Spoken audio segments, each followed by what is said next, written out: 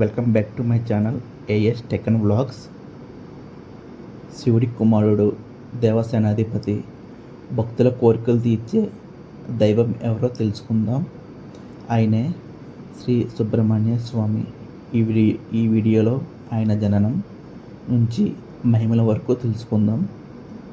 తారకాసుడు అనే రాక్షసుడు తీవ్ర తపస్సు చేసి వరం పొందాడు. శివుడి కుమారుడు మాత్రమే తనను సంహరించగలని వరం తీసుకున్నాడు.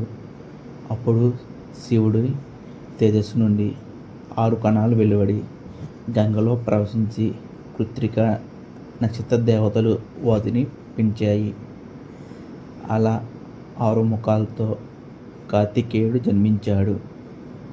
పెరిగిన తర్వాత సుబ్రహ్మణ్య స్వామి దేవసేనాధిపతిగా మారి తారకాసురుడితో యుద్ధం చేసి అతన్ని సంహరించాడు.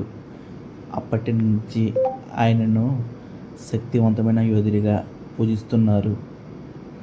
సుబ్రహ్మణ్య స్వామిని మురుగన్, కార్తికేయ, స్కంద, షణ్ముఖ అని కూడా పిలుస్తారు. ఈయనకు 6 ముఖాలు ఉన్నదానికి కారణం 6 కృత్తిక దేవతలు పెంచినందువల్ల. సర్పదోషాలు, కుజదోషాలు తొలగించడానికి భక్తులు ఈయన్ని పూజిస్తారు. భారతదేశంలో అనేక సుబ్రహ్మణ్య స్వామి ఆలయాలు ఉన్నాయి.